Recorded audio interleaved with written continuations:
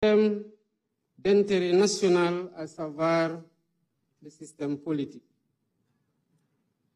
En assistant à cette belle rencontre qui nous réunit, et qui réunit toutes les forces vives de la nation, nous répondons à l'injonction du respect de la date codifiée dans le calendrier républicain.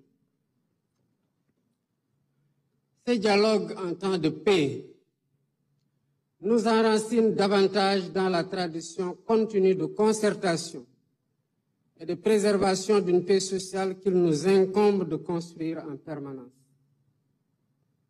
Mesdames, Messieurs, l'implication de toutes les sensibilités de notre société dans la gouvernance institutionnelle de l'État, et s'il en était encore besoin, une preuve de la rupture systémique qui traverse aujourd'hui toute l'action publique.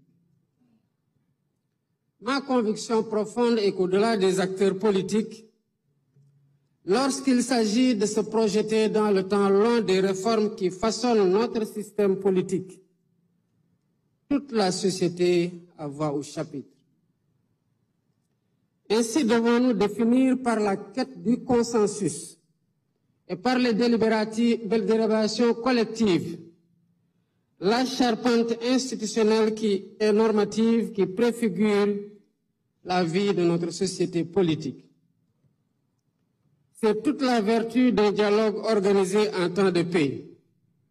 Non pas donc pour juguler une tension sociopolitique stressante pour toute la collectivité, mais pour écrire ensemble des pages encore plus belles de notre récit politique national. Mesdames, Messieurs, l'expression « le Sénégal est un pays de dialogue » n'est pas le fruit du hasard. Nous la devons à un héritage consolidant de Pencho et de Disso, à une conscience politique mûrie par l'histoire, à une culture de la pondérance héritée de nos devanciers. Notre responsabilité, c'est de préserver cet héritage et de le transmettre intact. Au demeurant, nous devons nous garder de l'immobilisme ou du statu quo. Nous devons interroger régulièrement les dynamiques sociétales dans notre cher pays. En effet, les tensions qui ont traversé le Sénégal sont encore trop vivaces pour être oubliées. Des vies ont été fauchées. Des familles pleurent encore leurs morts. Des blessures morales attendent d'être pensées. En ma qualité de président de la République, je m'incline avec respect devant la mémoire de toutes les victimes qui, de l'indépendance à nos jours, jalonnent le douloureux chemin de notre marche vers une démocratie achevée. J'exprime à leurs familles, à leurs amis et à leurs compagnons de lutte la solidarité de la nation. Mon rôle en tant que garant de l'unité nationale est de tendre la main à toutes et à tous pour rassurer, pour rassembler, pour apaiser et réconcilier, afin de concerter la paix, conforter la paix et la stabilité indispensable au développement économique de notre pays. Dans cette dynamique, le gouvernement assumera la plénitude de sa mission. L'opposition sera respectée et exercera librement ses droits dans le respect de la loi. Mesdames, Messieurs, l'histoire politique récente de notre pays nous commande de réformer pour la postérité. Réformer pour renforcer les acquis démocratiques et garantir davantage la stabilité de nos institutions. Réformer pour expurger de notre système électoral tous les germes de dissension, notamment entre pouvoir et opposition. Aujourd'hui, notre démocratie ne saurait faire davantage l'économie d'une réflexion sûre la rationalisation du calendrier électoral, la création d'une commission électorale nationale indépendante, le fonctionnement des organes chargés de l'organisation des élections, l'accès au fichier électoral et sa gestion, la rationalisation des partis politiques et leur financement, le rôle de la justice dans le processus électoral, la dématérialisation du processus électoral, le statut de l'opposition qui doit avoir un contenu réel, l'inscription automatique des primo-votants, la durée des campagnes électorales ou encore les modalités du parrainage, entre autres.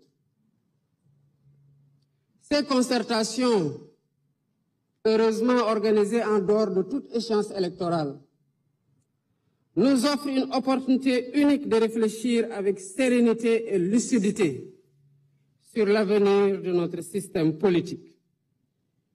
Ensemble, nous avons la responsabilité de repenser nos institutions en nous appuyant sur les principes fondamentaux de la démocratie, le respect des libertés individuelles et collectives, ainsi que sur les réformes constitutionnelles et législatives indispensables. Les Sénégalaises et les Sénégalais ont eu l'opportunité de contribuer activement à cette réflexion en soumettant plus de 13 000 propositions sur la plateforme Djubanti, lancée seulement le 9 mai 2025. Cela veut dire qu'au-delà de la forte attente de nos compatriotes quant aux résultats de ces assises, cet engouement traduit un encouragement pour tous les participants et un appel pressant au sens des responsabilités afin d'arriver à des consensus forts et productifs. Le peuple sénégalais vous observe. Mesdames, Messieurs, je voudrais à cet instant solennel adresser mes vives félicitations au facilitateur général du dialogue national, le docteur Cheikh Gueye, pour avoir accepté de conduire les travaux. Monsieur le facilitateur général, votre intégrité reconnue et votre attachement indéfectible aux valeurs républicaines seront, j'en suis convaincu, des gages de réussite de ce processus. Je tiens également à saluer avec respect et gratitude l'ensemble des acteurs qui ont répondu à l'appel du dialogue.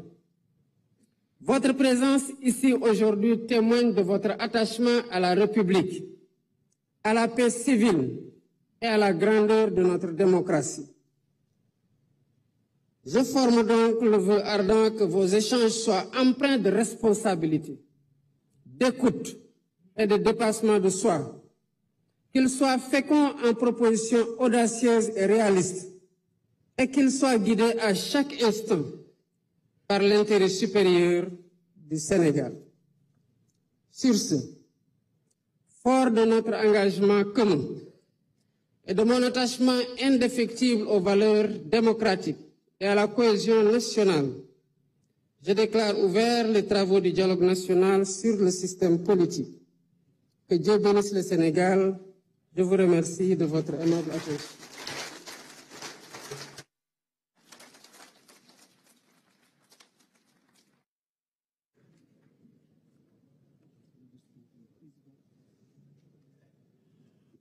Mbokki Sénégal